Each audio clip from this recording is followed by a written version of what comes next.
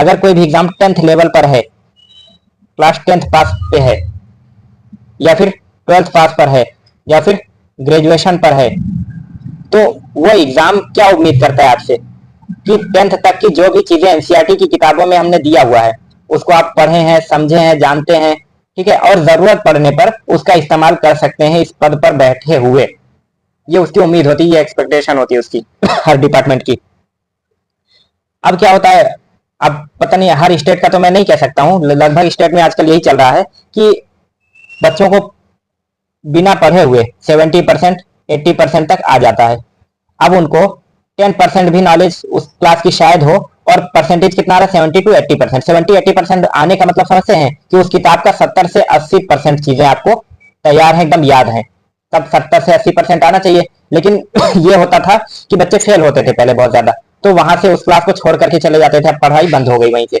तो उनको copy check करने वालों को इंस्ट्रक्शन ये दिया गया कि भैया आप किसी को फेल नहीं करेंगे, सबको कम से कम पास कर दीजिए आप किसी तरीके से, चाहे कुछ हो कैसे भी हो उसको पास कर दीजिए। अगर उसने लिखा हुआ है, कॉपी भरा हुआ है, तो उसको पास कर दीजिए। इससे क्या होगा कि कम से कम वो क्लास पास कर करके आगे पढ़ाई तो कंटिन्यू करेगा, पढ़ाई छोड़ेगा तो नहीं। और दूसरी चीज, उनको जो है पैसे भी मिलते हैं पर कॉपी का, इतना एक कॉपी का इतना रुपए मिल रहा है, तो अब वो जल्दी जल्दी कॉपी चेक करते हैं। हाँ कुछ लिखा हुआ है, अब किसी ने बच्चे को बता दिया भैया छोड़ना नहीं बस जो है कॉपी भर के आना, पेज भर के आना, बस चाहे जो पबजी वगैरह कुछ भी लिख के आना, बस पेज भर के आना।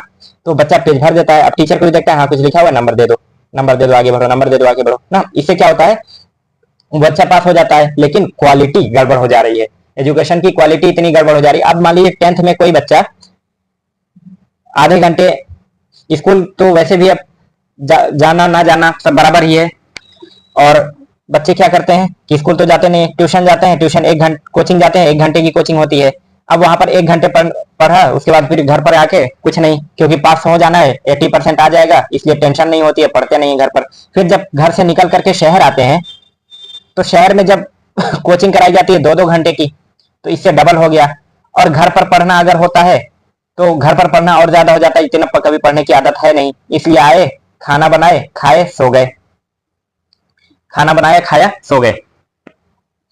तो इस वजह से अब दूसरी चीज, जब शुरुआत में तो जोश होता है, घर वाले बोलते हैं जाओ बेटा करके आना ना, तैयारी करो, जाओ पढ़ो। अब जोश होता है, हाँ पढ़ेंगे, खूब पढ़ेंगे, ऐसा नहीं कि कोई बहाना बना करके आता है कि नहीं नहीं पढ़ेंगे, जा रहे हैं सोएंगे, आता है यहाँ पर पढ़ने के लिए, आया वहां पर। और कोचिंग में हर कोचिंग वाला ये उम्मीद करता है कि आप 10th करके भी आए हैं, या फिर 12th करके आए हैं, ग्रेजुएशन करके आए हैं, जिस चीज की तैयारी कर रहे हैं, सीजीएल की तैयारी कर रहे हैं, तो वो मानेंगे ग्रेजुएशन करके आए हैं, 12th करके आए हैं।